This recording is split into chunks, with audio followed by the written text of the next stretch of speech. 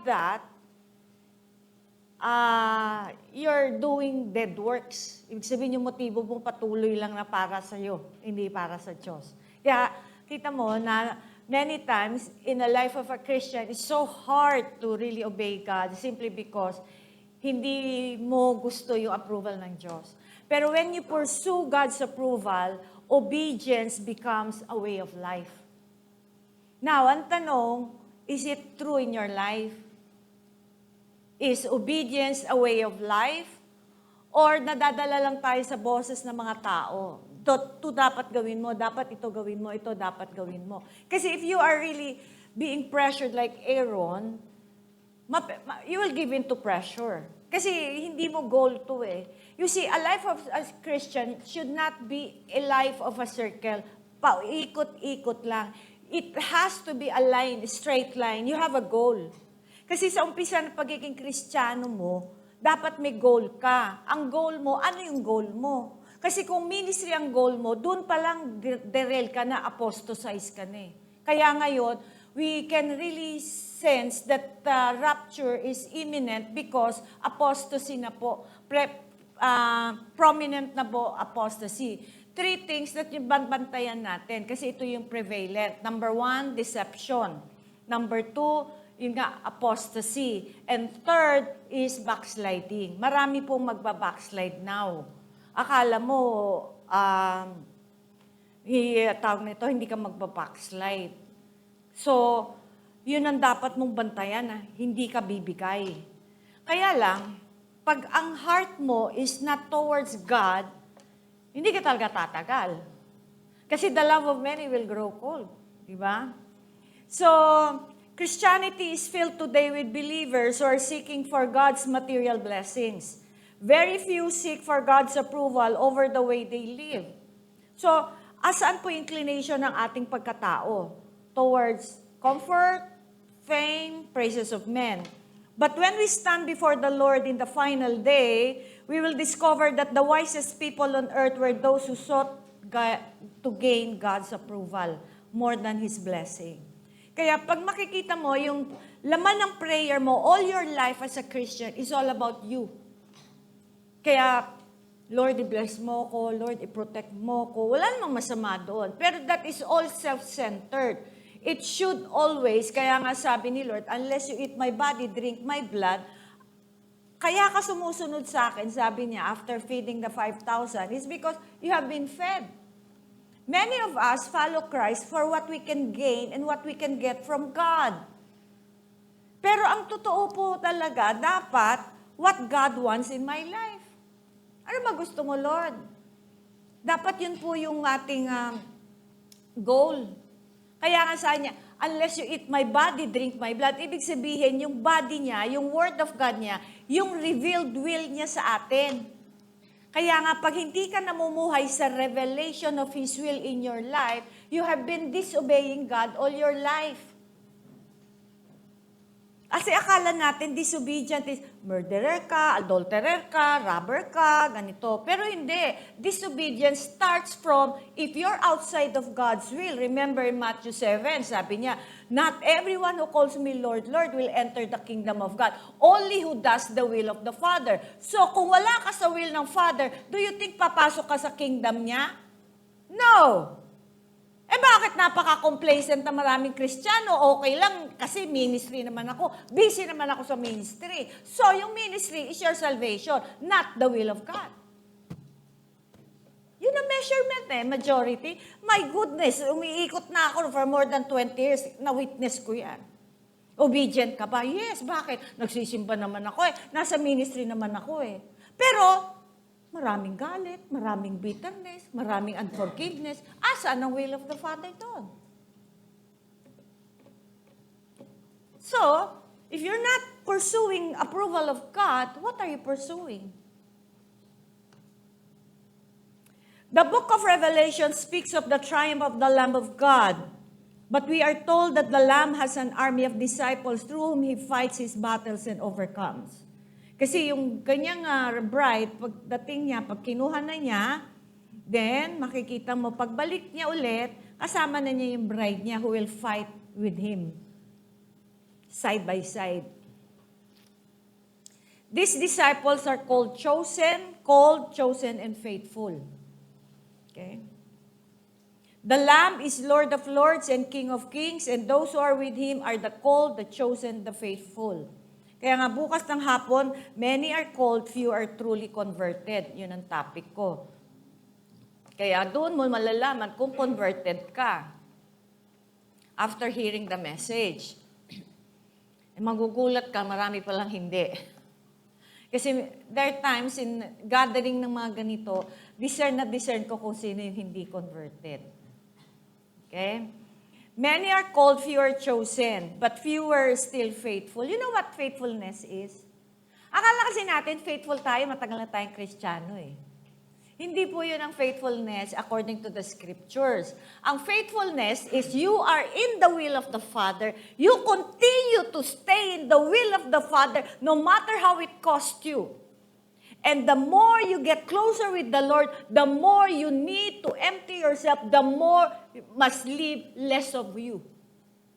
So, being in the will of the Father all the days of your life is being faithful.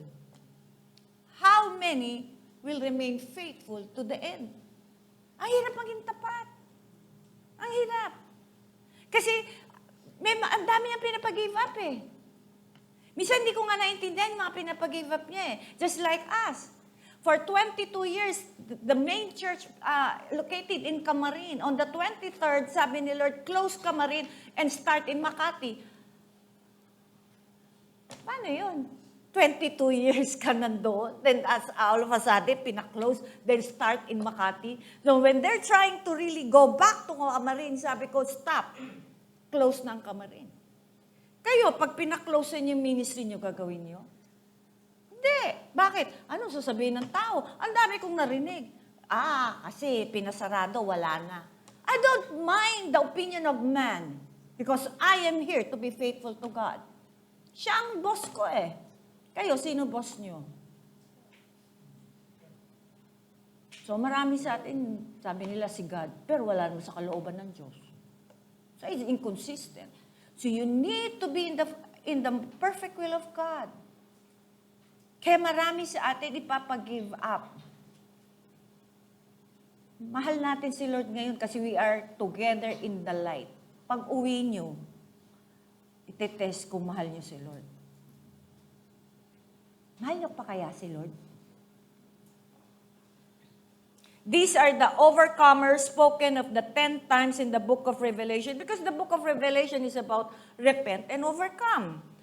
They are disciples of Jesus who have not only been accepted by God, but who have been tested by Him through many circumstances and who have been approved by Him.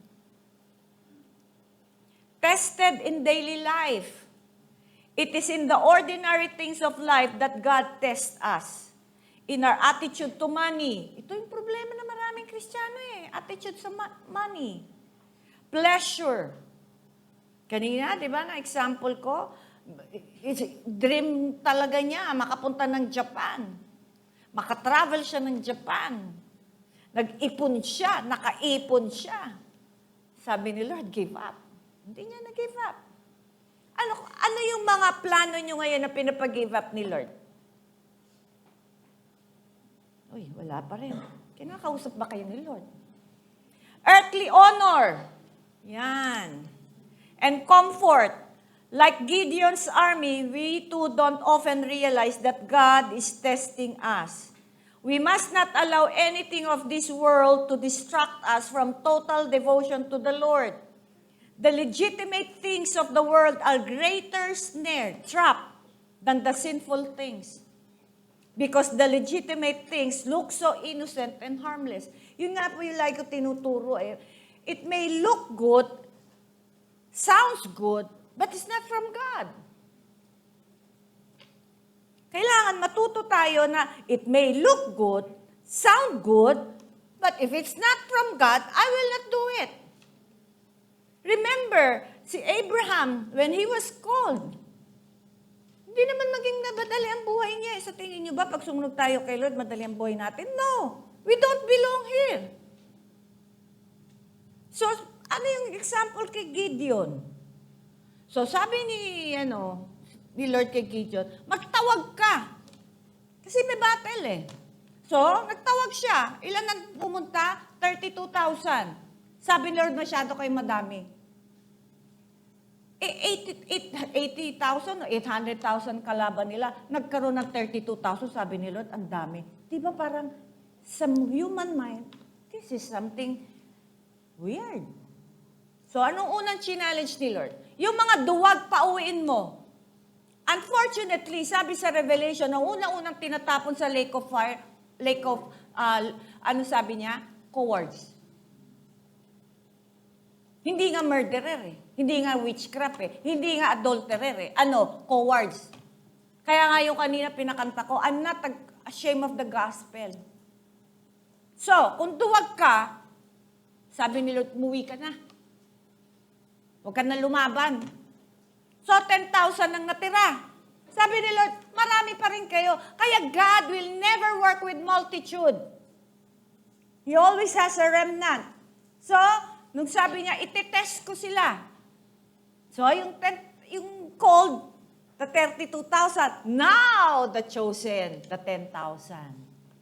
Okay? Marami sa atin, called tapos chosen. Ang galing. Pag napasa natin ang chosen, okay tayo. Pero hindi doon natatapos ang testing. Ang battle nila, malayo. Meron lang silang, trumpet, torch, and jug. So may mga, pa sila, mga staff, bit-bit nila.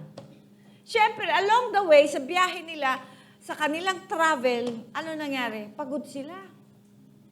Uhaw sila, and gutom sila.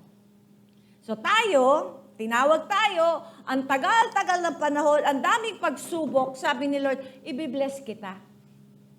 Okay? So, ibibless kita. So, ano nangyari? Binless sila. Bakit? Nagpakita si Lord ng water. So, sabi niya, yung uminom ng parang dog, yun ang napili ko. Yung mga parang, uminom na parang dog, pauwiin mo. Bakit? Sundalo ka eh. So, nung nakita niya yung water, binitawan niya lahat and then uminom siya. So, yung mga lumuhod, kumuha lang ng cup sa palm at uminom, yun ang napili niya. Anong nag-signifies nito? In our life, many are called. Pero dahil duwag kayo, hindi naman to one day testing na pasa mo. Hindi, it's a lifetime. Kaya nga to those who enter to the end will be saved. Ibig sabihin, yung story na to, it's not just a week, a year. It is your lifetime as a believer. Tinitingnan ni Lord hanggang saan ka. Kasi darating ang time, sabi niya, duwag ka, bumak out ka na. Back out. Then, 10,000. These are chosen. Pinili ka na. Kaya lang, marami kang pagsubok. Dumating ang time, the greatest test is blessing. Binless sila ng water. Ano yung mga sundalo, binitawan nila at uminom pa sila parang aso. Bakit? Dahil para makainom ka ng marami, kailangan lumuhod ka, pati kamay mo, at ibaw mo yung head mo at uminom ka ng kasing dami ng gusto mo. Pero yung lahat ng na dala-dala mo, bibitawan mo. Pero yung mga lumuhod lang, kumuha lang ng konti, ano ibig sabihin nun? Many are called, or few are chosen. Yung mga chosen, bibigyan ni Lord yan ng blessing. Kasi siya, a good father, ibibigyan ka ng relief.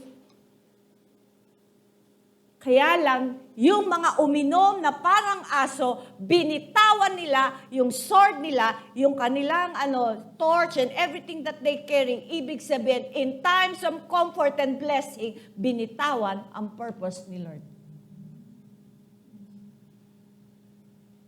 Then, yung mga na-bless, sabi niya, konti lang. Kasi lumuhod siya. Bakit? Bakit cup lang? Kasi hindi niya mabitawan yung bit-bit niya dahil always ready siya. Ibig sabihin, in times of comfort, in times of blessing, I will continue to pursue the purpose of God. Kahit konti lang akin, basta ang purpose ni Lord ang malaga. Yan ang faithful. Yan ang pinipili ni Lord. Kala natin, pasado na tayo sa chosen eh. Baksak pa pala. You know, trials are not the worst season of our life. You know what is the worst? Is the blessings and the comfort. Kailan nadapa si David? When everything is peaceful. Si Asa, King Asa, imagine, nung tinreten siya ng mga, sino ba yung nag-threaten sa kanya? Basta, Ethiopians. Humingi siya ng tulong. Sabi niya, victory belongs to you. Ilan lang kami, sila, ang dami nila. So, binigyan siya ng victory ni Lord. Aba, nung peaceful na, hindi na nagtatanong kay Lord. Ilan sa atin, nung walang pera, kapit ng kapit sa Diyos. Nung nagkapera, hindi na nagtanong. Kayo na nagtakda kung paano mo spend ang pera mo. Kaya ikaw, pinauwi ka. Na yung 300, nagpatuloy. Started with 32,000, and then 10,000, and then 300. Many are called, few are chosen. Hindi naman masarap nga nasa trials eh. Kapit ka lang kay Lord eh. Tapos pag binigyan ka ng ginhawa, bakit? Alam mo, in my life, all my life, lagi maliit pa lang ako. Puro trials. Hanggang one time, binigyan niya ako ng comfort and blessing. Alam mo, nasanay na ako. It becomes a way of life to ask Him, to seek Him, and to what? To continue to be in His perfect will. Sabi ko, Lord, salamat. In all those years of pain, it grounded me in you. It deepened my dependency on you. Now that I am comfortable, now that I'm so beyond blessed, I'm still needing you. Pag maraming pera, nagtatanong. Pag walang pera, nagtatanong. Yun yung sinabi ni Paul, I have learned to be in want. I have learned to be in plenty. Ibig sabihin, whatever my situation, I still need God. Kaya lang, hindi natin need si Lord eh. Pag may pera tayo eh. Ilan dito, baksak pag may pera. Aba, tahimik na naman. Kaya nga, the legitimate things of the world are greater snare than the sinful things. Because the legitimate things look so innocent and harmless. We can alleviate our thirst, but we must cup our hands and drink just the bare minimum necessary. Ibig sabihin, pag binless tayo, minimum lang yung atin, maximum pa rin ang layunin ng Diyos. Kaya lang, magbigay pag wala.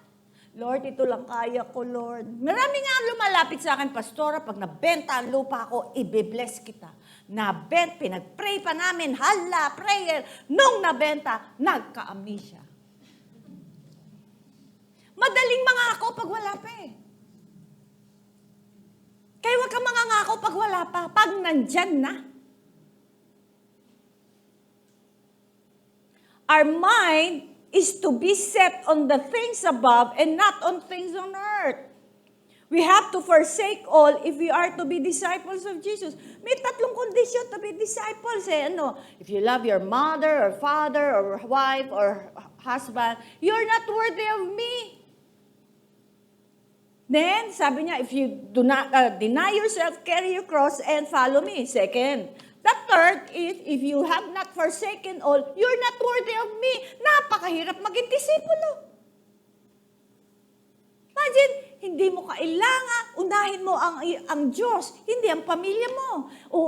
You deny yourself, then third, lahat belongs to Him. Just Jesus Christ. Everything I have is yours, and everything is yours is mine. Sa atin hindi eh. Everything is yours, Lord. Everything yours is mine. Pero everything mine is mine alone. Ganun tayo eh. Kaya sabi ko, mahirap pala maging disciple, Lord. Mahirap maging disciple. Kaya nga sabi niya, only few. Imagine nung sinabi niya, unless you eat my body, drink my blood. Ano sabi ng disciples? This is a hard teaching. Bakit? Parang sinasabi nila kay Lord, you're asking too much. Talaga, He's asking too much.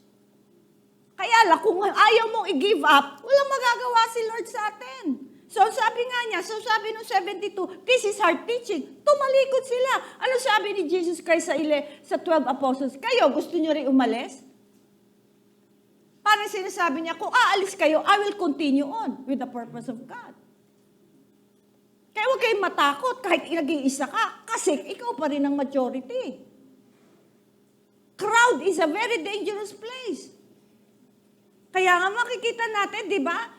Ang crowd, yung mga Israelites, dalawa lang ang naniwala. The rest, ng lason. Mga kapatid, crowd is a dangerous place. Bare minimum. Konti lang akin, marami sa'yo. Ilan sa atin, pag binless tayo, marami kay Lord, konti sa atin. I don't think so. Bakit? Kasi hindi naman approval ang habol nyo eh, blessing. Kaya pag na-bless ka, nagpapasalamat ka. Lord, thank you. 2 Timothy 2:4, no soldier in active service entangles himself in the affairs of everyday life so that he may please the one who enlisted him as a soldier. So pag ikaw, chosen ka, dapat alam mo kung kanino ka. To whom do you belong? To whom do you belong? Okay, Lord. You're not even confident kasi alam mo you're living for yourself. Kasi pag confident ka, I belong to the Lord because everything in my life is His. Can you say that confidently? Lahat sa Kanya. Pag sinabi mong yes, titest ka dyan pag uwi mo. Kala nyo ba? Bakit? Si Peter, hindi kita i-deny. Di ba sabi ni Jesus Christ, when you deny me before men, I will deny you before the Father. Pero inalaw siyang mag-deny kay Lord. Bakit? Hindi niya mabasag si Peter eh. So kailangan, i-allow niya yung worst sin. I-deny siya para mabasag. O ngayon, dineclare mo. O ngayon, titest ka. Hindi naman sinabi ni Jesus Christ, I pray that you will not deny me. I pray that your faith will not fail you. Hindi niya pipigilan yung ating pagdapa, yung pagkakamali natin, pagkakasala natin, hindi niya pipigilan. So that when He allows that in our life, we will see ourselves. Ang tanong, nung inalaw yan ba sa buhay mo, nakita mo sarili mo?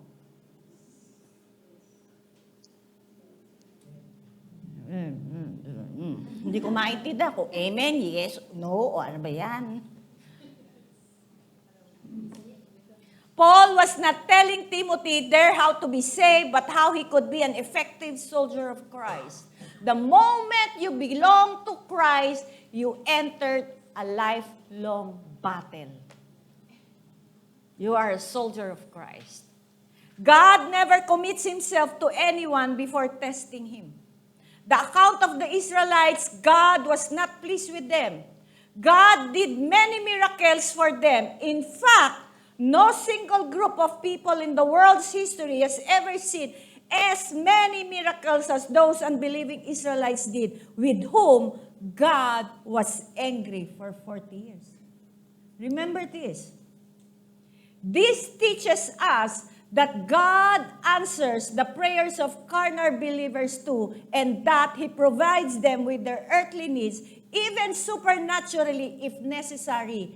The fact that God does miracles for us proves nothing about our spirituality. Hindi porket nakatanggap ka ng himala, spiritual ka. Ganun lang kabuti ang Diyos. It only proves that God is a good Father who makes His sun shine on the righteous and the unrighteous alike. When Jesus was 30, the Father spoke these words about Him publicly from heaven. This is my beloved Son, in whom I am well pleased. And that was a time when Jesus had done not a single miracle or even preached a single sermon. What then was the secret of his being approved by God? It was obviously not because of his ministry. You cannot glory in your ministry. That's nothing before God. For he had not even commenced his public ministry. It was because of a type of life that he had lived for 30 years. Kamusta ang buhay? May tao.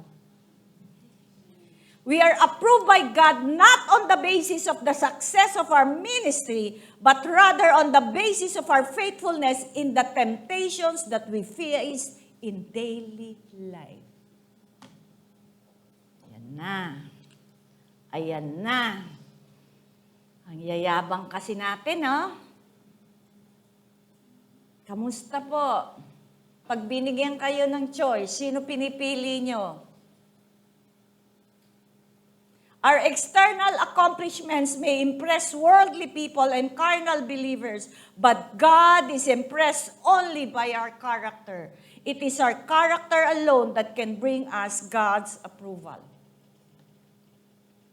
And so, if we want to know what God's opinion of us is, we must deliberately erase from our minds what we have accomplished in our ministry and evaluate ourselves purely by our attitude towards sin and self-centeredness in our thought life, in our motive, in our intention, our action and words. That and that alone is the infallible gauge of our spiritual condition. Remember, testing of Adam and Eve. God had great plans in the mind for Adam and Eve when He created them, but these plans could not be fulfilled. His promises cannot be fulfilled in us without severe testing. But these plans could not be fulfilled apart from being tested. In the same way with us. And so He placed in Eden an attractive tree with fruit called the tree of knowledge of good and evil, and He forbade Adam and Eve from eating of it. Alam mo ang temptation? Pag may binigay na choice sa atin si Lord, hindi naman creepy. Attractive nga eh. Kasi kung creepy yun, hindi lalapitan ni Adam and Eve yun. Attractive. Malapit sila eh. The failure of Adam and Eve in Eden was primarily a failure of faith. Faith is the total leaning of the human personality on God in total confidence in His perfect wisdom, love, and power. Eve failed to have such confidence in God and was lured by Satan in disobeying God's command. Kaya madaling natetempt ang tao eh. Kasi alam ni Satan kung ano weakness natin. Kaya nga dapat in military action, 3 things so you will never know defeat. Know your weakness, know your strength, know your enemy. You will never know defeat. Kilalanin mo ang weakness mo, alamin mo ang tibay mo, kikilalanin mo rin ang kaaway mo at hindi ka matatalo. Bakit? Dahil you're always one step ahead of the enemy. Ngayon, pag ang weakness mo, love of money, diyan ka itetest. Diyan ka itetest. At ialam ni Lord yun, itetest ka sa money. Bakit? Para makita mo. Ilan dito may love of money? Majority. Majority. Huwag niyo i-deny na wala kayong love of money. Kasi sinabi mo, hindi, love ko si Lord. Really? Huwag kang liar. God had not given Adam any reason why the tree was forbidden. Hindi naman niya Hindi naman niya sinabi bakit forbidden yun eh.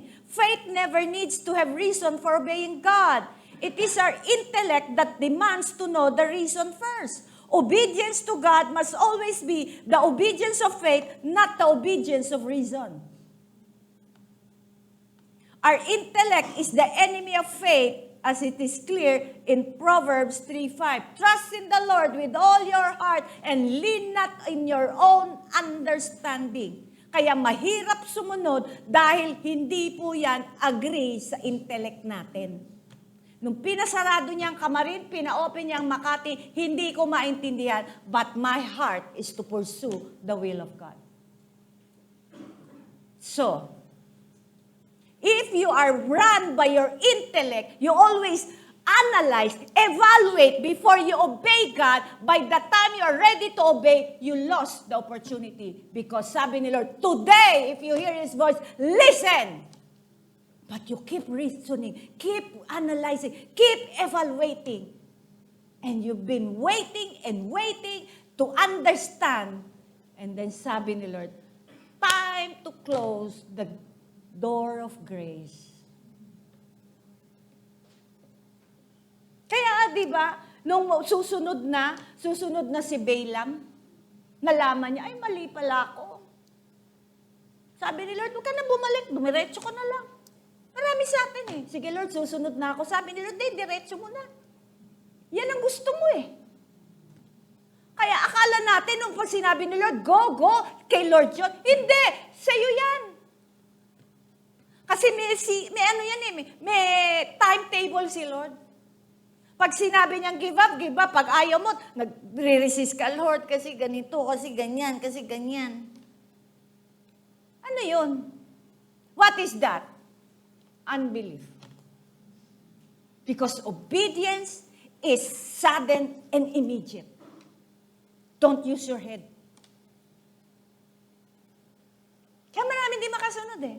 Paano kaya yun? Ina-analyze natin eh. Faith is a substance of what we hope for and the evidence that is not seen. You know what? How can we have faith? I hear from God. May pagagawa siya sa akin. Nakikita ko in front of me, impossible. Dati, ayoko kasi impossible eh. Pero sabi ni Lord, Grace, kung iintayin mo maging posible, it won't happen. Then I realized, pag may pinagagawa ang Diyos sa akin, laging imposible. Bakit? Para hindi ako mag-rely sa sarili ko. So, pag sinabi niyang imposible, ito gawin mo, imposible talaga, napakahirap, napakasakit. But I depended on Him all this time. Then, after months and seasons of difficulty, trials, pain, suffering, then one day, the Lord gave me the clear picture. Sabi niya, ito yun, Grace. Marami sa atin bulag, bingi sa layunin ng Diyos dahil hindi mapakita ng Panginoon sa atin dahil hanggang ngayon, hindi pa kayo sumusunod. Nag-a-analyze pa kayo hanggat ngayon, you are lost. Hindi mo malaman, maintindihan. Ako mostly, hindi ko maintindihan, pero lumalakad ako. Sa atin, pag hindi natin maintindihan, hindi natin makita, hindi tayo lalakad. That's not faith, that's unbelief. By the time I'm ready, I'm full of faith, I'm in the dark, it was time God gives me the light. This is it, Grace. Now I understand. And the gift of understanding is only given to those who have a heart for Him. Without understanding, you will walk in the dark. But with the heart for God, you will walk in the light. You will have fellowship with Him. And the blood of Christ cleanses, purifies you. What it will result? It will result continually by transforming you from glory to glory because you are growing in the light. Are you getting me?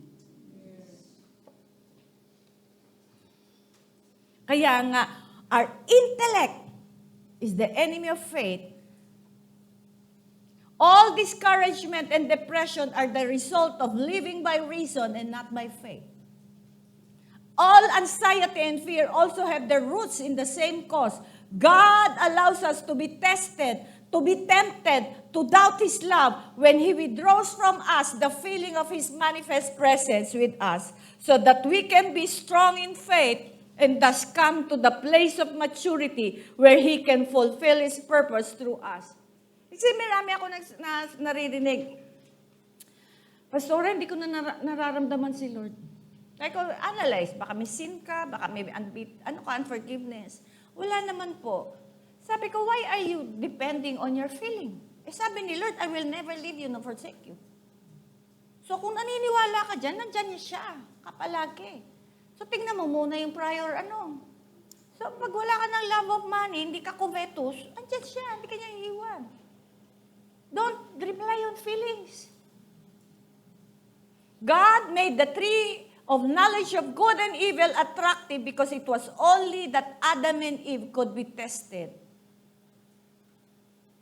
Would they reject something so attractive in favor of God? Or would they reject God and choose what pleased themselves? Ang laging testing, alam mo, it's God and you. It's not Satan. Kaya nga sabi niya, you cannot serve God and mammon. Hindi naman sinabi ni Jesus Christ, you cannot serve God and Satan. It's never about God, Satan. It's the love of money.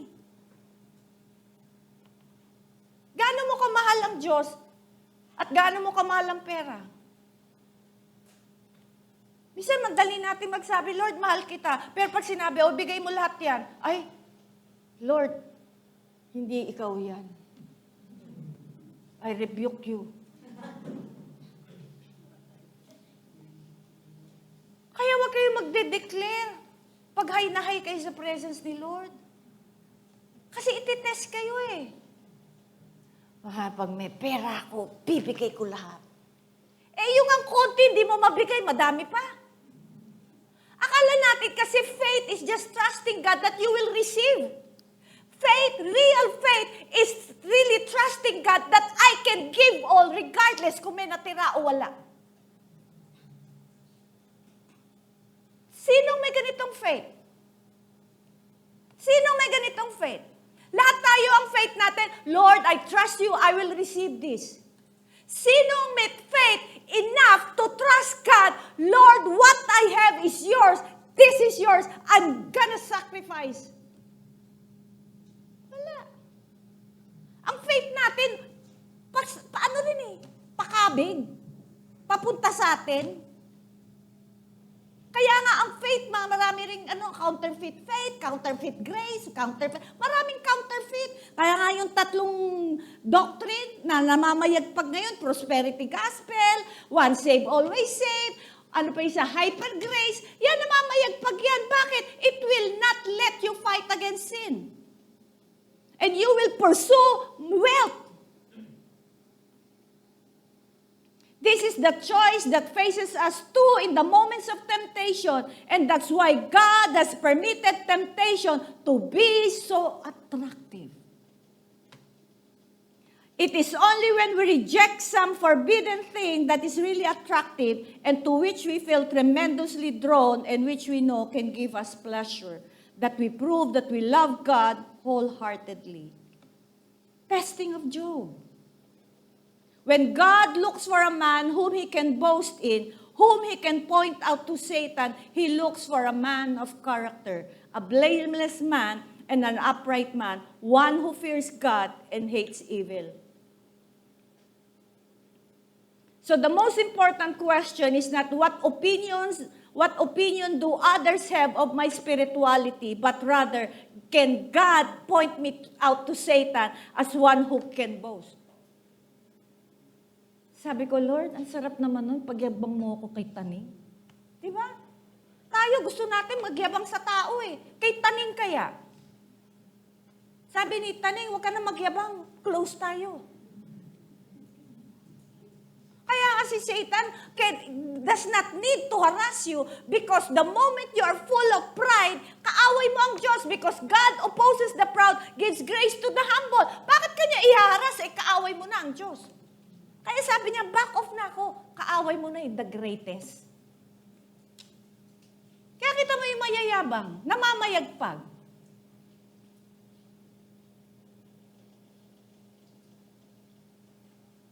Pag mayabang ka, namamayagpag ka, close kayo ni Taning.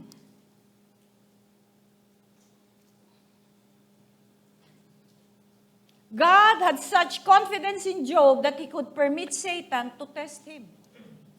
Even though Job lost all his children and his property in one day, he continued to worship and serve God. You know what amazes me with Job? Hindi niya naintindihan ba't siya tinis eh. Hindi naman sinabi ni Lord eh.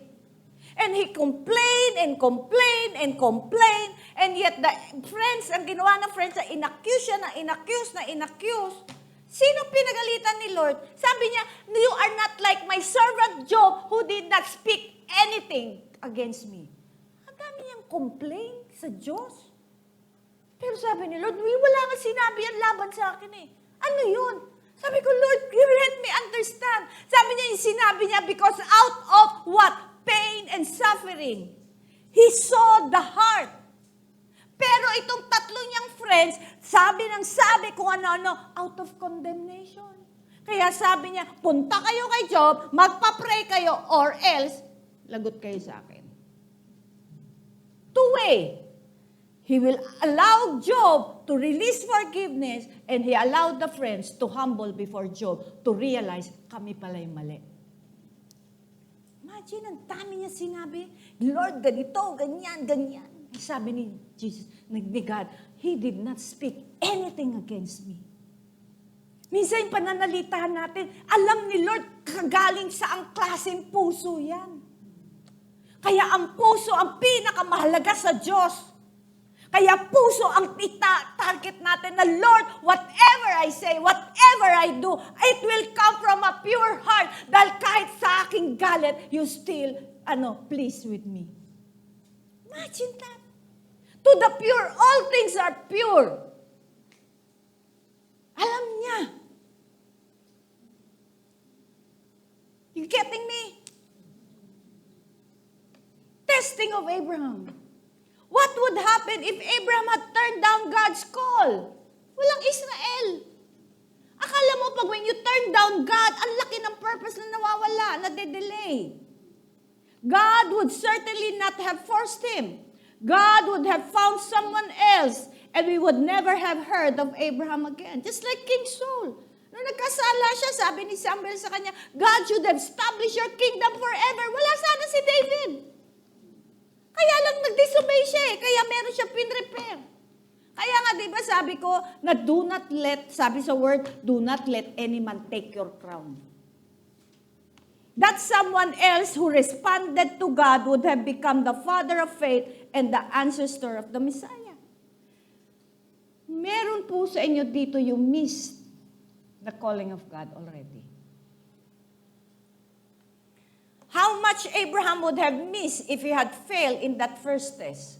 Little did he realize when he stepped out of Ur, turning his back on the pleadings of his relatives, what a glorious future God had planned for him. Imagine, give up niya yung land niya. Anong ginawa sa kanya? You're a father of many nations. Give up niya si Isaac, kakaisa niyang anak. And then the descendants of Israel galing sa kanya. What you will give up and have given up is nothing compared to what God will restore and bring to you. But what you have lost, you lose much more than what you thought you gained by turning your back on God. God still calls people, and He called Abraham. Little do those who are being called realize what great issues hang in the balance when they have heard the call of God. Church history throughout these 20 centuries is filled with amazing stories of men and women who responded to God's call immediately, joyfully, wholeheartedly, like Abraham, and who fulfilled God's purpose. Mga kapatid, marami po akong nakitang mga calling na give up because of pain. Nasaktan. Alam niyo po ba, yung pain na yan, part of your calling, purpose? Kasi tinitingnan ni Lord, how are you going to respond to your pain? It's either you're gonna be greater, or you're gonna be what? A nobody in the kingdom of God. Eternity alone will reveal, however, how many others were also called who did not respond and who wasted their lives. The rich young ruler who turned away from Jesus to embrace his money a little tighter was but one among many who were called, but who made the wrong choice when tested. Those whom God calls usually find that their first and greatest hindrance come from their unconverted and carnal relatives. That was why Jesus spoke of hating father and mother as being the first condition of discipleship. Yun ang first condition. If you love your father, your mother, your husband, your wife, your children more than me, you're not worthy of me. Sino inuuna natin?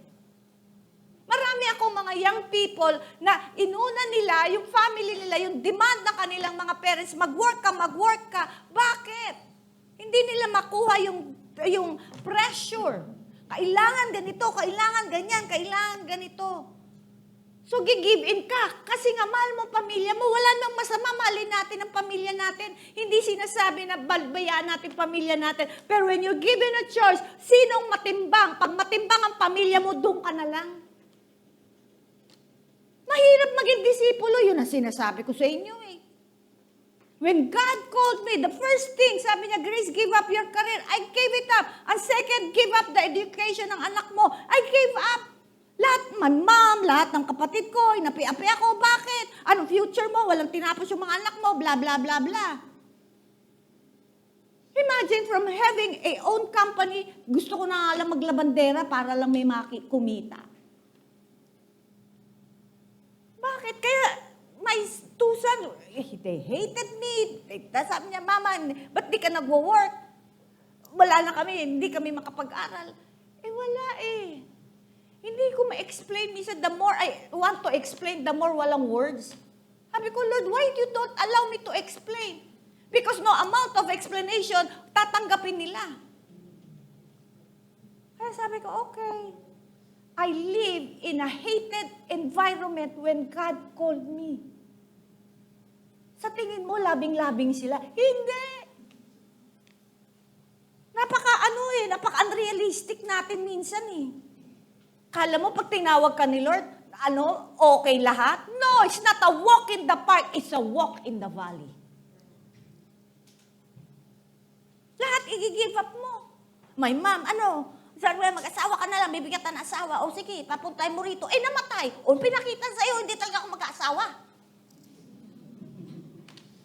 So sabi niya, anong mangyayari? Anong future mo? Yung mga anak mo, walang tinapos. Sabi ko, Lord, wala daw kaming future.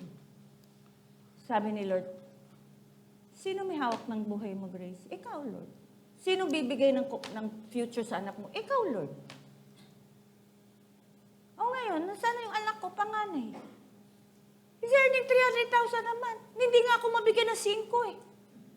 Hindi ako mahingi eh. They have a lavish lifestyle. Mayat maya, out of town. Mayat maya, kain sa labas. Mabibigay ko ba yun? Hindi. Yung give up ko, pinalik ni Lord eh. Although my other son died, pero bago siya namatay, dinala siya sa ANZ kasi siya nag-work, napunta siya ng Australia. Mga kapatid, what you have given up, God will restore.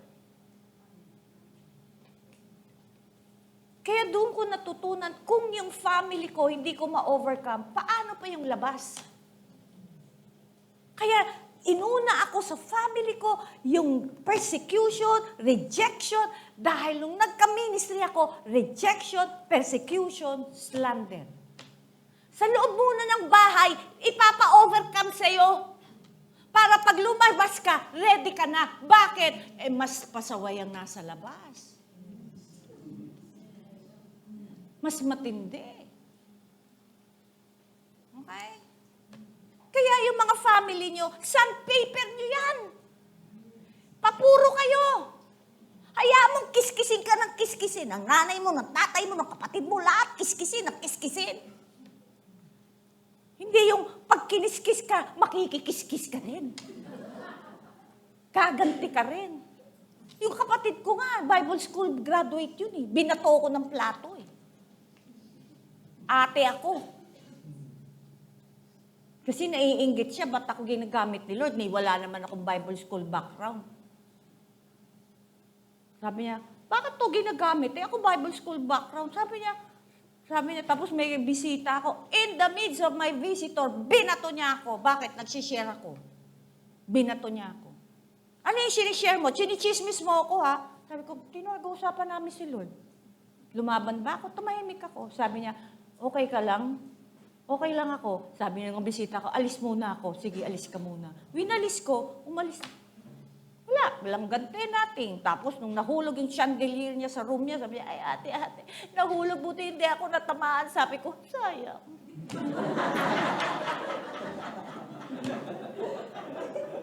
Alam mo, ako pa ni-rebuke ni Lord. Grace, look at your attitude. Sabi ko, sorry Lord. Kala mo ba pag ikaw nagre-react sa mga nang-aaway sa'yo, ide-defend ka ni Lord? Hindi. Ikaw pa i-rebuke. Bantayan mo yung heart mo. So, tumating yan, nagmamap ako, dudumihan niya lalo. Ituupo muna ako, tapos ka na pang tumaan. Gaganon lang ako noon. Mamap na naman ako, dadaan na naman. Nung una lang, sana madulas. Alam mo yun. Pero second, third, Lord, ingatan mo siya. All those painful experiences is purifying my heart so that I will be ready for greater things from God. Hindi natin makamtam yung greater things kasi sa maliliit, di natin kaya. Amen po ba? O sino sandpaper nyo? Yung katabi ko. Okay. The testing of Moses. It was not through Moses' first 40 years of training in the palace and the military academies of Egypt that he became a spiritual leader. Okay, listen. No, it was through God breaking the strength of himself when Moses spent the next 40 years looking after sheep in the wilderness. Sometimes may season na parang walang nangyayari. Alam mo yung walang nangyayari, walang-wala ka, wag kayong mag-self-pity. Dahil pag nag-self-pity ka, tatagal ang trials. Yeah. Kaya pagka inaapi ka na, wala ka pang nangyayari, parang walang nangyayari, imagine, more than a year, basa lang ako na basa, map lang ako ng map, laba lang ako ng laba, walang nangyayari. May nangyayari. Because God is after my inner life than my external life. When I passed, una-una na nagkatrabaho yung mga anak ko, konti lang sweldo. Yung nagkaroon na ako, nakahire na ako ng labandera.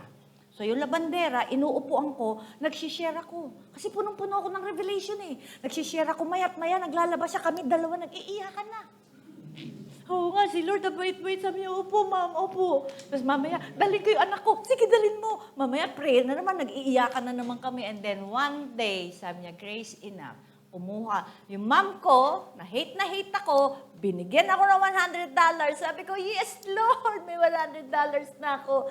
Sabi ni Lord, hire a jeep, kunin mo lahat ng tao sa kilala mo sa kamarin, dalhin mo rito, pakainin mo. Titignan ko yung $100. Magkano na lang natira? Alam ko magkano lang sweldo. Although corporate na sila, tinanggap sila, wala silang work experience. It was just God. Then, what happened? Then, sabi ko, sige Lord. Then, meron ako tinutulungan, nagbibigay kami, nagtutulong. Kasi dati, ang lifestyle namin was we check in a hotel, we eat 3 times a week sa labas. Dumating sa point na minsan pupunta kami ng mall, makikita namin yung Pizza Hut. Sabi ko, sana makakain tayo ulit dyan. Pizza Hut, dinidesire. Dati ini-snub lang namin yan. Kasi sa tagal na hindi na kami kumakain, Pizza Hut, McDonald's, yummy. Then one time, sabi ng anak ko, Mama, may pang McDo na tayo. Yay! Lumapit si kapitbahay. Grace, wala kaming makain. May sakit si ganito, ganun. Nagtinginan kami. Sabi ni anak ko, bigay mo na.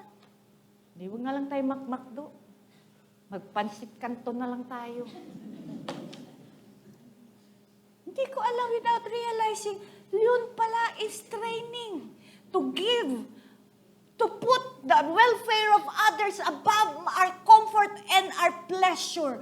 Ginagawa sa akin yan maya't maya until it becomes embedded in my being. Now, the welfare of others is above mine.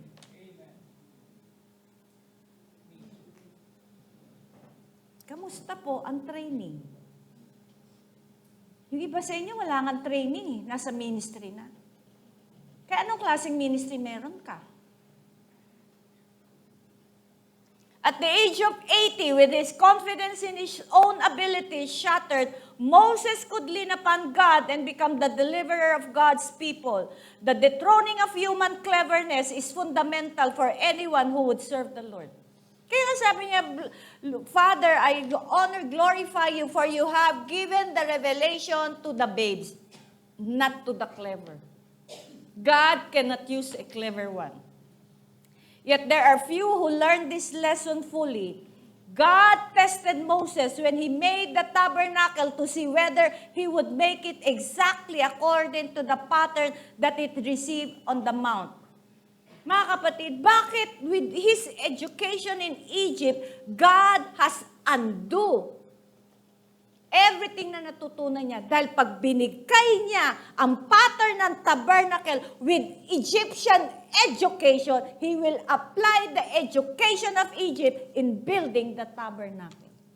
In the same way with us, when you are worldly, you tend to build the church according to the world standard. Kaya marami ngayon worldly churches and carnal churches, but they are lost.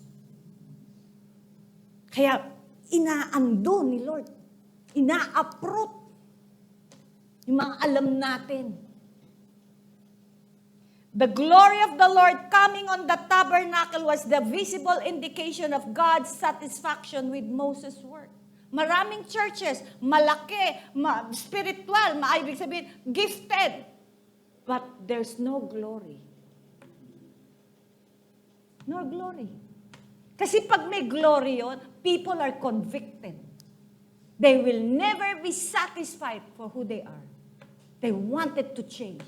Now, if the congregation do not have any desire to change and to pursue God, that is a Babylon. Twice God tested him to see whether he would seek his own honor at the expense of the Israelites. In both cases, Moses passed the test with flying colors. The first occasion was when the children of Israel had rebelled against God through making the golden calf. The second occasion was when the Israelites refused to enter Canaan. When Moses challenged the Israelites, sabi niya, who's in the side of the Lord? The Levites ran to him. Ang sabi ni Lord, the priesthood that is intended for Israel has now only given to the Levites. You know what priesthood now in the new covenant? You can now experience the presence of God, the real presence. Many Christian majority do not even know the presence of God. Never na-experience the presence of God. All emotional. Lahat iyak-iyakan dyan ang presence ni Lord. Umiyak ka lang dyan ang presence ni Lord. Ang OA mo naman. Ang daming ganyan eh. Parang feeling nila pag umiyak ka dyan ang presence ni Lord. You don't know the presence of God, mga kapatid. I know the presence of God. Takot ako sa presence ni Lord. On both occasions, God told Moses that he would destroy the Israelites and make Moses and descendants into a great nation. Moses had the opportunity then to become the inheritor of the promises made to Abraham and to the 12 tribes of Israel. Lesser men might have failed in that test, but Moses, on both occasions, he pleaded with God to spare the Israelites. On one occasion, he even went so far as to be willing to die and to spend eternity in hell if only Israel could be saved. God was so delighted with Moses' unselfishness that thereafter he began to speak with Moses very intimately. God even gave Moses the unspeakable privilege of seeing his glory. Kaya mga kapatid, only God determines sa kanino niya i-grant ang intimacy. Kaya maraming Christians restless because they have no intimacy. Mas gusto nila ministry than spending time with God. If you're restless, you do not know God. Because when you know God, you rather stay with Him.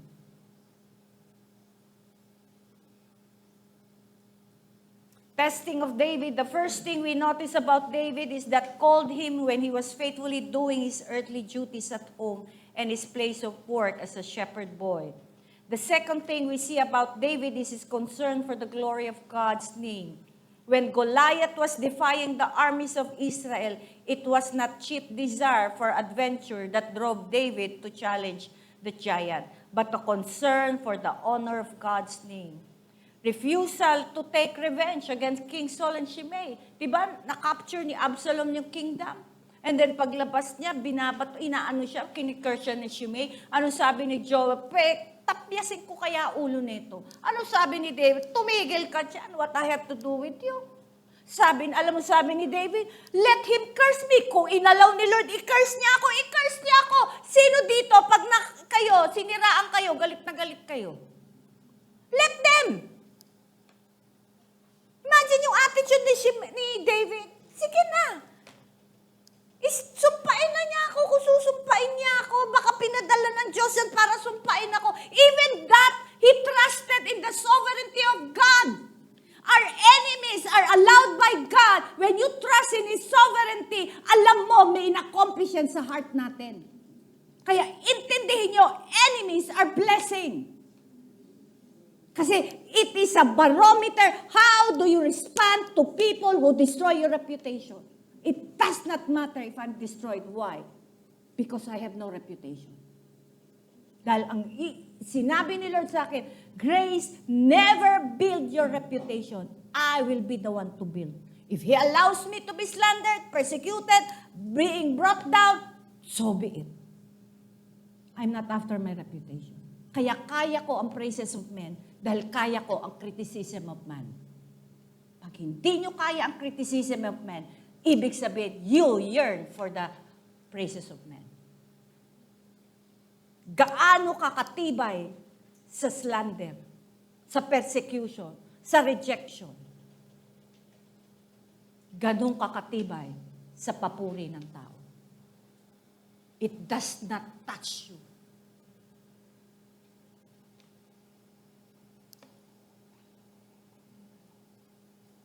He is trusting completely in God's sovereignty, His honest acknowledgement of sin. What we learn from these two men is that those who seek the honor of men find it far more difficult to turn to God in genuine brokenness and repentance than those who have committed murder or adultery. Jesus forgave both the murderer on the cross as well as the woman caught adultery because they repented. But the Pharisees who continued to seek the honor of men found it difficult to repent, and so they could not be forgiven. The testing of Ananias and Sapphira, this is the most impactful stories in the Bible because it shatters our expectation and expect God to be patient as He is. We expect Him to give infinite chances, and He does. But there is a point where mercy does not negotiate justice, and there is a point where love does not eliminate holiness. The consequences of sin may not be immediate for others, where in the case of Ananias and Sapphira, but they were always real. Mas mabuti pa nga yung isang Kristiyano nagkasakit, may time pa to repent yan. Kung binigyan ng gift of repentance. Pero yung sudden death, mas delikado yun. Sometimes, God acts dramatically to teach a lesson that will never be forgotten. This is the day when mercy seemed to withdraw so that holiness can be revealed in all its seriousness. Hindi kasi serious ang church sa holiness of God. Kung gagawin ni Lord ang ginawa niya sa Ananias Sapphira, walang matitira. You may think it was harsh because you value cheap grace and the freedom to sin without consequences. But if you value God's holiness, the purity of the church, and the integrity of the gospel, then you understand that judgment was necessary. This led to fear, not to drive away people, but to examine our hearts. People must understand that following Christ is not a social activity. It is not cultural movement, but a call of absolute holiness, an invitation to live the truths even when truth is inconvenient. Problem with their action? Ano problema ng dalawang to? The problem was not keeping some of the money. The problem was pretending to give something that did not exist.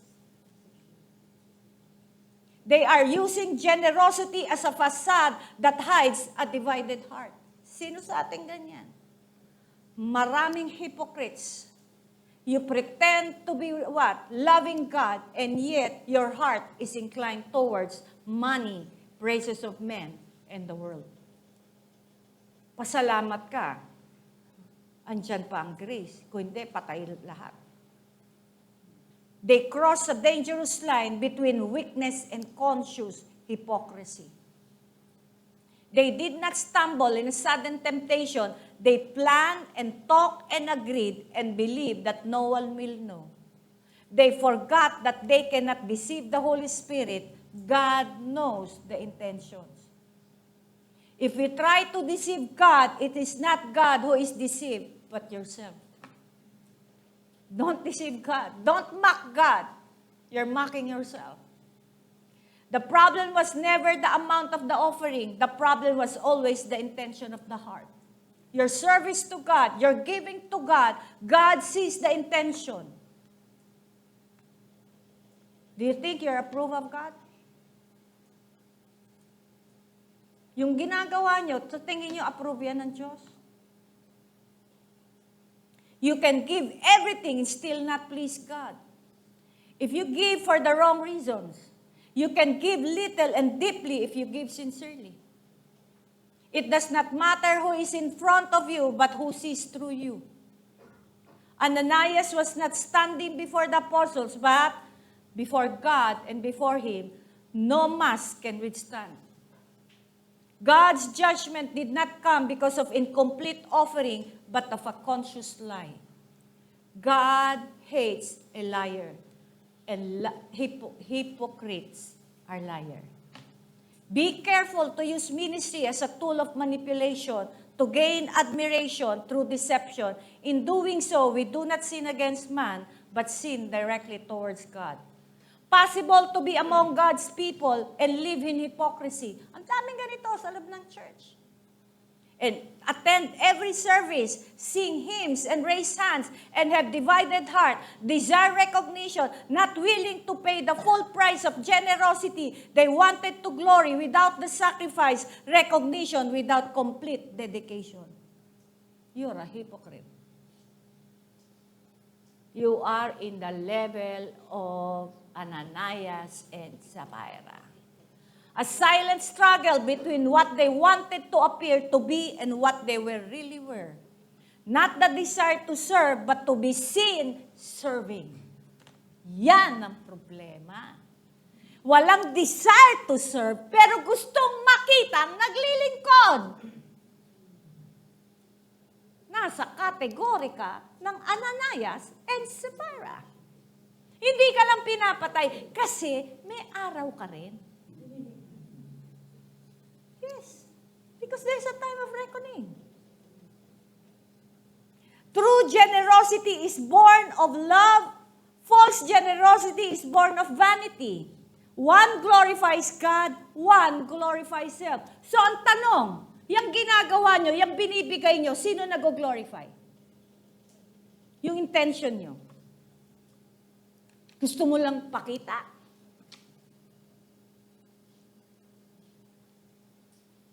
What is the message here for us? There are various stages in our spiritual development at which God tests us to see whether we are satisfied with what we have already received or whether we will press on to God's highest. I am saddened during my prayer.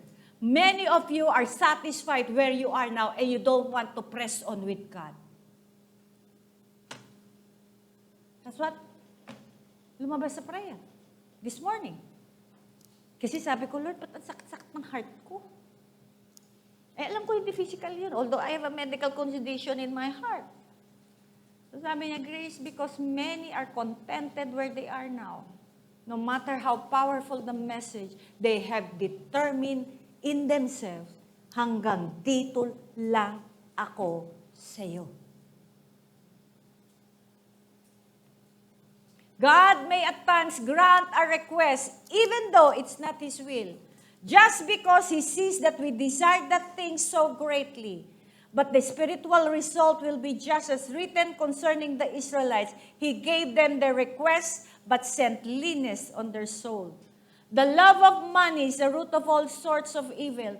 God has allowed material things to attract us in order to test our faithfulness and our devotion to Him. Jesus never intended that any of His disciples should get material things by pursuing after them. One time, I prayed to God, you determine how much I will handle money. Kaya pag konti, kung wala. Nabago ba? At times, wala akong kakainin. Why? Binigay ko na eh. Ikaw magtakda kung magkano ako gusto mong bigay sa akin. Because I'm not pursuing money. We are called to seek the kingdom of God and His righteousness first. Meaning, saliksikin natin, ano pa ang sa aspeto ng buhay natin na hindi pa siya naghahari. Yun ang ibig sabihin nun. Hanggat si Lord ang naghahari, aspect upon aspect of our life. Kasi hindi naman natin mabibigay yan one time, big time eh. Kasi nga, napakapuno-puno tayo ng sarili natin. Kaya meron yan ididil. O anak, isurrender mo to. Pwede ba akong maghari dyan? Pag sinabi mo, yes, Lord. Okay? Then He will come in. And then, irurule ka niya dyan sa aspeto na yan. O anak dito, pwede ba ako maghari? Naghari na siya dito. Sa oras mo, sa lakas mo, ngayon, sa pera mo. Marami rito, nilak ang door. Lord, dito, sa oras ko, sa lakas ko. Sa'yo yan. Pero sa pera, nakapadlock yan. Diba? Kasi ganito yung buhay natin. Before Christ, ang bahay natin is full of darkness. So, nung pumasok si Kristo, nagkailaw. Tama? Nagkaroon ng light. Then, kaya lang yung buhay natin, marami yung bahay, maraming kwarto. Maraming rooms. So, ang Holy Spirit, knock, knock, knock. Can I enter that room? Pwede bang ako magtakda kung anong pwede mong panoorin? Sige, Lord, ikaw. So, sabi, hindi ka pwede niyan, until finally, yung gusto mo ng Netflix, ayaw mo na. So, gagawin ni Lord, magdiduel siya sa aspeto na yon. Yung gustong-gusto mong manood ng Netflix, ano mangyayari? Yung darkness, naging light, nawalan ka ng gana. Siya lang ang naghahari. Kung ano lang ang panonorin mo, o minsan, hindi ka na manonood. Okay, sabi ni Lord, I own this. Now, this time, may another room. Yung lakas mo. Kasi lahat ng lakas mo, go ka ng go ka ng go. Pasyal dito, yes dito, yes doon. Sabi ni Lord, knock, knock, knock. Pwedeng pumasok? Yes, Lord. Pwedeng huwag kang makipag-fellowship doon. Pwedeng huwag kang umattend doon. Huwag kang sumama doon. Huwag kang mag-join doon. Sabi mo, yes, Lord. Hindi na ako makikipag-fellowship, hindi na ako mag-join, hindi na. So sabi ni Lord, thank you anak, ngayon, andito ako sa aspeto ng buhay mo. You are full of light. Ito na. Another room, malaki-laki to. Medyo, maganda. Knock, knock, knock. Pwedeng pumasok, pera yun. Sabi mo, Lord, wag muna dito, doon sa kabila. Doon muna sa kabilang room. Alam mo, sabi ni Lord, hindi ako pwedeng mag-skip kasi yan pattern. So sabi mo, hindi doon muna sa kabilang kwarto, hindi dito. Kaya nga sabi ni young ruler, paano ba magkaroon ng eternal life? Sabi ni Lord, obey all the commandments. Oo, ginagawa ko yan, nagba-Bible study ako lahat. Pero sabi ni Lord, one thing is missing. Sell all your wealth. Sabi ng young ruler, ay hindi pwede. So, ano nangyari? Marami kang pera. Invest ka ng invest, kasi wala kang wisdom, wala kang direction, wala kang guidance pagdating sa pera. Pero pagdating sa fellowship, may guidance ka. Pagdating sa pera, wala kang guidance. Lahat ng investment mo, nawala. Kasi wala kang guidance. Ayaw mo eh. Ilan sa atin ganito? Gusto lang natin, we are selective kung ano lang ang paghaharian ni Kristo sa buhay natin. And yet sasabihin mo, Lord, I love you. Saan? Love you sa strength, love you sa time, sa money. Hindi, love ko yan. Kaya nga sabi niya, you cannot serve God and mammon. So how many of you, naghahari si pera niyo, si Lord? Wala. I can guarantee you. All the material things that we need will then come falling into our lap as when we need them. Sabi niya, all these things shall be added. Be patient. Kung yun lang ang binigay, be patient. All these things shall be added. Be patient. Kung ito lang ang alam niyang kailangan natin, be contented, be grateful. Ito lang eh. Then the Lord showed me, sabi niya, Grace, in a few years, dreams, plans, earthly investment means nothing because ang mahalaga, how much you have invested in the kingdom. Because yun lang ang mag-stand. Everything will collapse. Even currency will collapse. Di ba magkakaroon tayo ng one currency? Anuin mo, peso. Kung dollar na lang ang ina-acknowledge. Tapos in-invest mo, wala na. Saan mo ini-invest ang pera niyo ngayon? We need to really allow God to rule our life. God never intended, okay, listen, that any of His children should accumulate material goods beyond their needs. Sabi nga niya, I will supply all your needs. Not according to your bank account, according to the glorious riches in Christ. So, in principle, in spiritual aspect, napakayaman pala natin. Bakit hindi nakikita? Napaka-warrior ng Kristiyano. Napaka-anxious. Hindi generous. Magbibigay pa, may yabang pa. May kunwari pa, ang laki ng binigay ko. Pero konti lang pala yun. Out of your abundance. Bakit ganun? Kayo ba naniniwala mayaman kayo?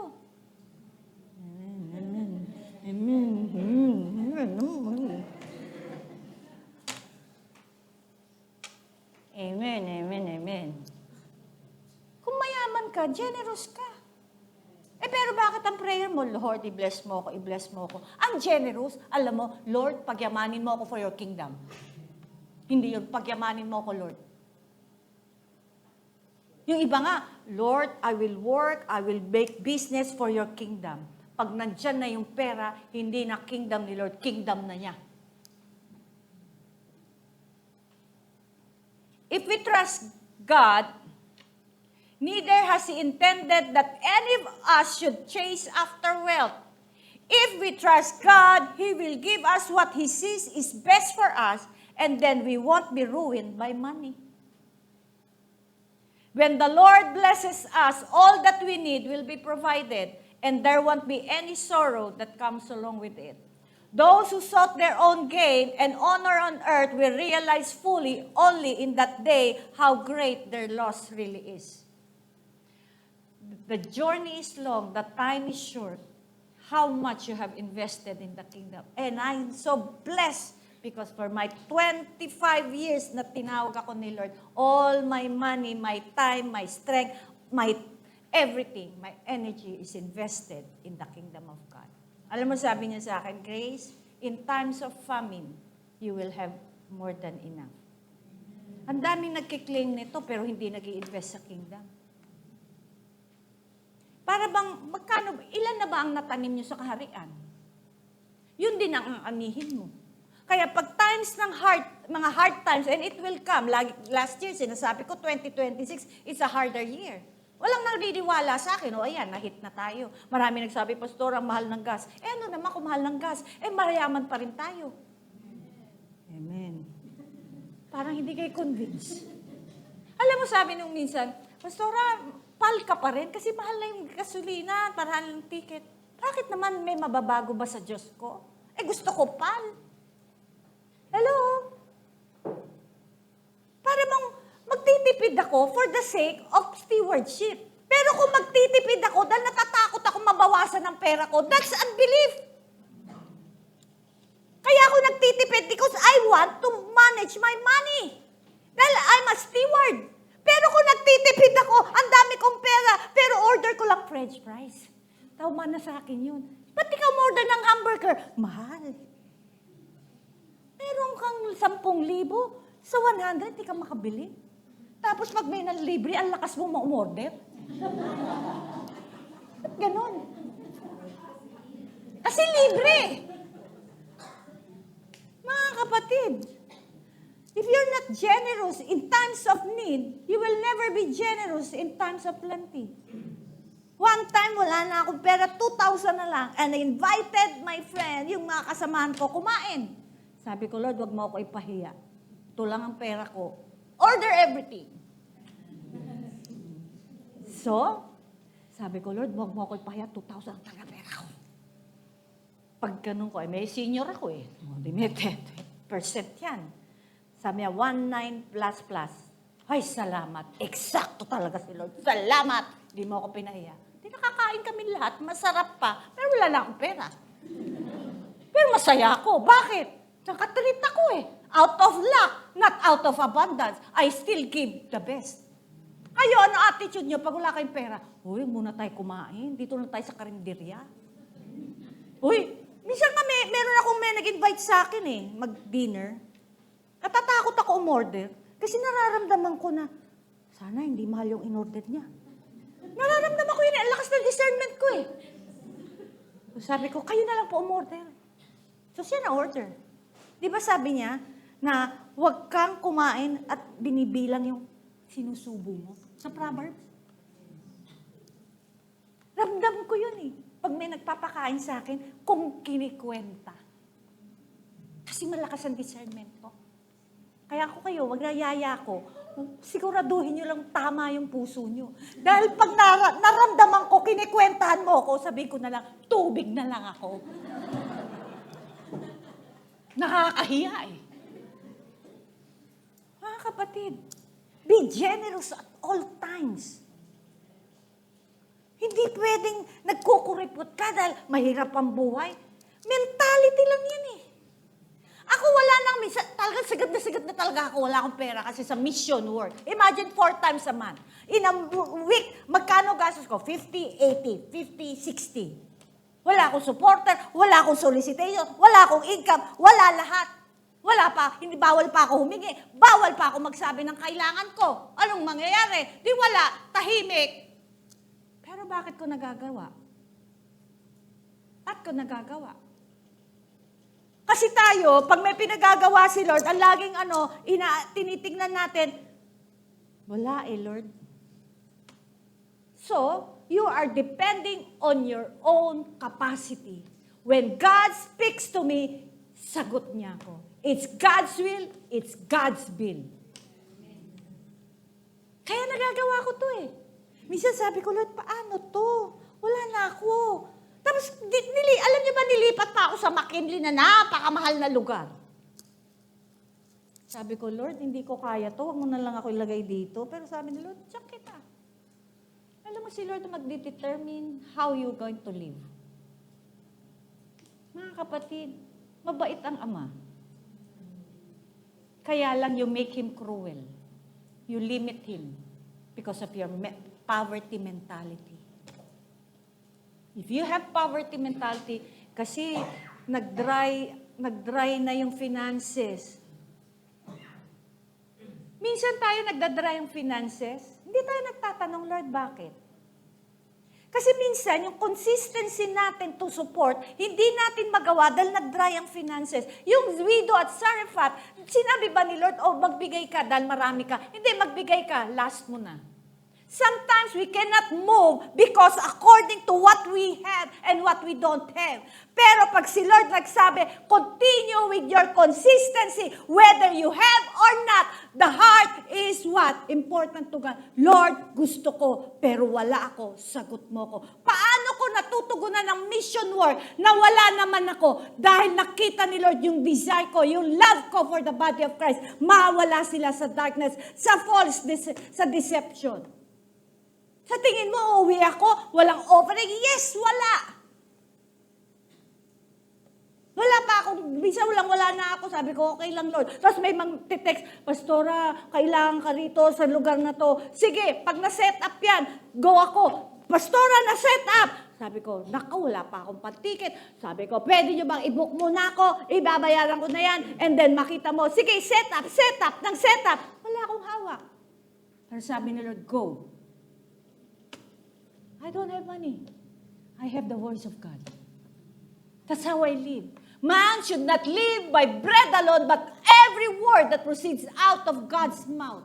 Pag hindi kayo marunong sumunod at mamuhay ayon sa boses ng Diyos, kundi ayon lang sa kakayahan mo, you will give up.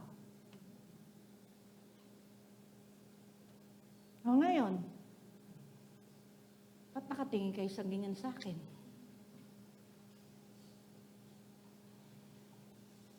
Those who love father or mother, wife or children, or brother or sisters of their own life, material things above the Lord, will discover their eternal loss in that day. Then it will become evident that the wisest people on earth were those who obeyed the commands of Jesus totally and who sought with all their hearts to walk even as he walked. The empty honor of Christianity will then be seen clearly for the rubbish that it is. Kaya sabi ni Paul, with all his education, I consider them rubbish for the sake of gaining Christ. Money and material things we will then see were the only means by which God tested us to see whether we qualified to be the bride of Christ.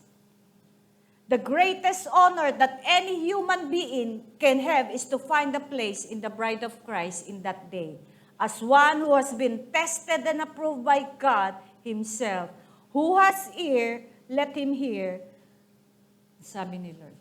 Mga kapatid, you need to understand. You need to allow God to give you His approval. 1 Peter 4:18, if the righteous are barely saved, what will become of the godless and the wicked? It proves. It shows. Not one saved is always saved. Kasi sabi dyan, if the righteous are barely saved, what will become of the godless and the wicked? Because the road is narrow and the path is hard, the most dangerous condition is not the one that hates God openly, but the one that assumes God is pleased, but never bowing to His holiness. The broad path is filled with religious people who confuse comforts for salvation and false confidence is Satan's victory. The gospel is the power of God unto salvation. It's not a cheap comfort for the casual man. It presents salvation as a real rescue from real wrath purchased by real blood that produces holiness. Signs of deception. Believing one is saved and remain unchanged. Religion life looks disciplined, still remain unconverted. One may look respectable and still lost. Pardon and still condemned. Active in the ministry and dead in spirit. The gate is narrow because God is holy. Holiness is the atmosphere of the kingdom. Kaya nga sabi niya, strive to live in peace in Hebrews 12:14 with everybody and pursue that consecration and holiness without which no one will ever see the Lord. Make it clear ang word. Without holiness, no one will see the Lord. Why are many churches making salvation a cheap one? Holiness is not the price to pay to enter heaven, but the evidence that heaven has entered you. Regeneration should produce new appetite. God does not just pardons, He purifies. Christ who justifies sinners also sanctifies them. Grace of God does not just break your rebellion, but its dominion. Sabi sa Romans 8:13, for if you live according to the flesh, you will die, but by the Spirit you put to death the deeds of the body, you will live. Kaya pag carnal ka, you're still separated from God because death is separation. The Spirit of God wars with sin, and where there is no war, there is no life. Dead men do not fight, do not mourn his sin, and they do not tremble at God's standard. The question is, do I have repentance or just regret? Do I love God or just the benefits He gives? Do I grieve sin because it offends God or only because it hurts me? Solution is not improving your personality. It is rescuing you from His wrath by killing your old nature and raising you to new life. The heart is the root, the life is the fruit. God wants to give us a new heart. True conversion is new creation. Our desires change. True holiness produces heart that is God-centered. Worldly sorrow is sad because of pain. Moral discipline can be driven by pride, looking for honor from men, desire for control, and the idol of being admired. The world can produce moral and good people, but only the Spirit can produce humility, holiness, and longing to be clean before God, not just acceptable before men. He wants heaven because it is comfortable, not because of God. False Christian uses God as means to another end. Mga kapatid, marami sa inyo are not truly converted. Only you have is religion. That's why you do not pursue God's approval, simply because you have no heart for God. You only have heart for God is what you can gain from God. But what God wants from us is your heart. Alam mo bakit? Pag nakuha niya ang heart mo, kuha niya lahat. Kasi kahit magbigay ka, pero hindi sa heart mo, He doesn't have your money. No matter how much you give, if He doesn't have your heart, He doesn't have your money. Naintindihan niyo po ba ako? Kaya when He got your heart, even your money, Kanya. So, kamusta po ang first day? Buhay pa? So, mga kapatid, you have been deceived for so long that Christianity is all about ministry, coming to church. And this is what the condition of many Christians today, the universal Christians. And I'm so saddened. That's why my passion is to go to the body of Christ ministry so that I can present all this. Baka may matauhan. Pero yung ayaw, hindi naman pipilitin ni Lord yan eh. Ngayon, nasa inyo yun. After hearing the message, you go home and you talk to God. You ask Him, Lord, am I truly converted? Am I truly regenerated? Because salvation is regeneration.